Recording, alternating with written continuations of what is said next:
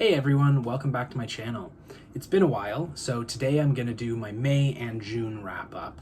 I started a new job at the end of April, so I've definitely had less reading time, but I'm still trucking along trying to get through the never-ending TBR pile.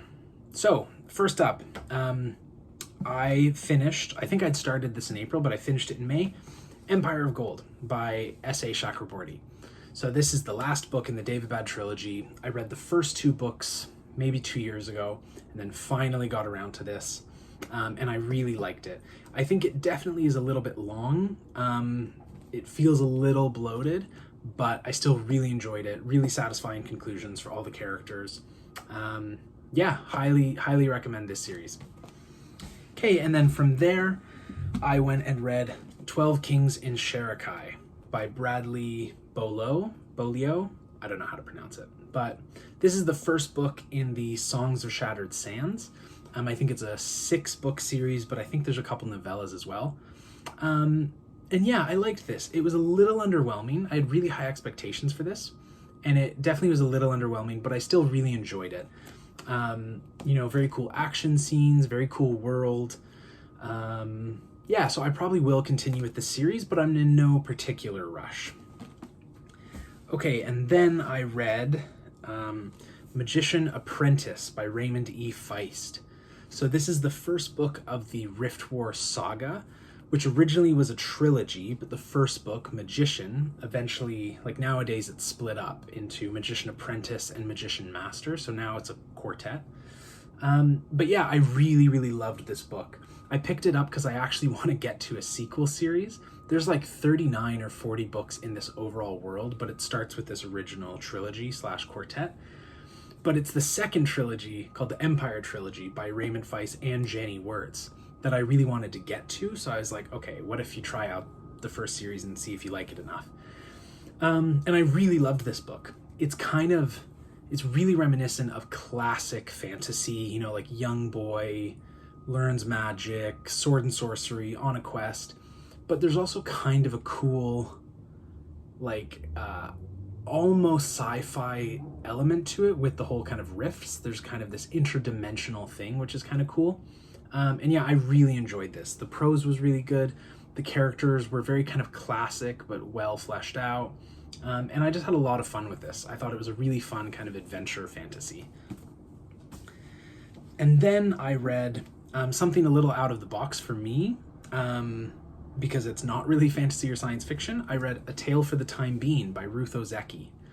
So I read this, I book clubbed it with my partner, and I absolutely loved it.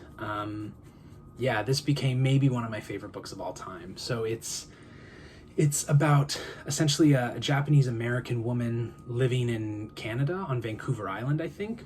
And some debris and detritus starts to wash up on the shore from the Pacific.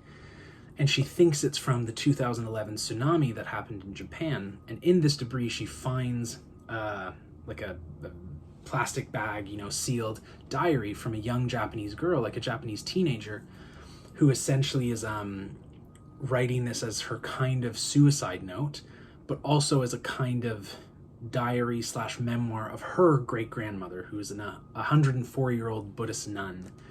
And so it's this kind of two stories. The main character, Ruth, her and her husband, while they're kind of reading this diary. So yeah, really interesting stuff.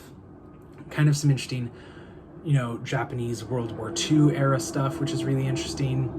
And yeah, just really beautiful writing, really sad and tragic book in a lot of ways, but with also quite heartwarming and endearing. So yeah, I really liked this, and I definitely am going to read more by Ruth Ozeki.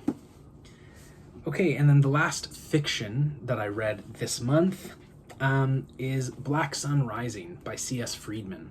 So this is the first book of the Coldfire trilogy. And this is kind of like a classic of kind of 90s dark fantasy. And it's been on my radar for a few years. And I don't know why, but I decided to finally pick it up. And I'm glad I did. It was really interesting and cool. It's it's dark fantasy, so there's definitely a lot of horror elements to it. There's kind of a cool blending of science fiction and fantasy. It essentially takes place in the far-flung future where, humanity has colonized multiple worlds.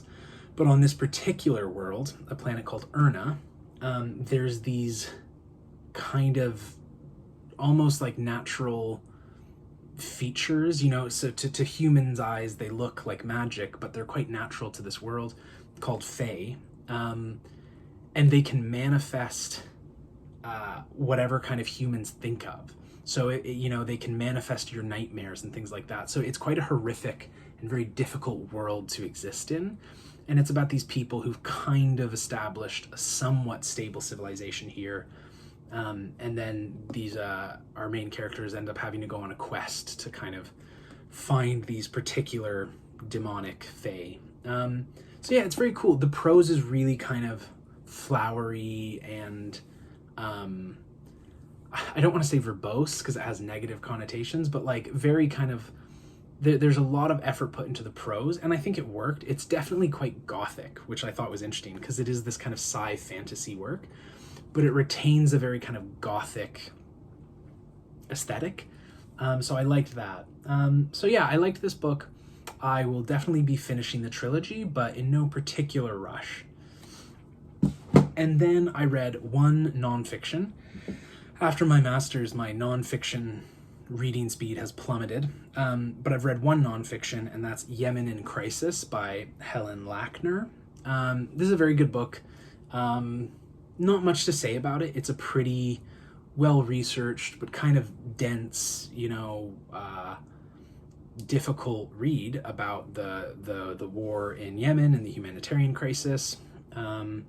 And kind of, yeah, the build up to it. So the kind of two separate Yemens, the unification in 1990, the kind of issues that led up, similar to other Arab countries, led up to the Arab Spring in 2011. Yemen was one of the, I think, 6 countries that was really affected by the first round of the Arab Spring. And then kind of talking about, you know, the effects of climate change on the crisis in Yemen, the kind of stalemate, you know, international kind of peace talks have come to. So very good book, very hard book. But yeah, I'm glad to keep learning more about this field. And then last but not least, there's a book that I started and will continue on into July, and that is Traitor's Blade by Sebastian de Castell. So this is the first of the Greatcoats series. I think it's 4 books. And yeah, I'm enjoying it so far. It's very like Three Musketeers, you know, these kind of 3 fighters slash, you know, magistrates that were the king's guard and would kind of travel the land, and it was a very noble life. And then the king was deposed and killed, and they're viewed as traitors now. And so it's these 3 friends that were these Greatcoats now kind of traveling the land as mercenaries, trying to find work. And yeah, so it's good. It's pretty fun. It's a pretty light read in a lot of ways. So I'm enjoying it, and I probably will continue with the series. So that is my May and June update. Definitely my reading speed has slowed down a little bit, but I'm really enjoying everything I'm reading. So yeah. July, I've got a big TBR ahead of me. I'm hoping to get about 6 or 7 books in July. And yeah, I will catch up with you later then.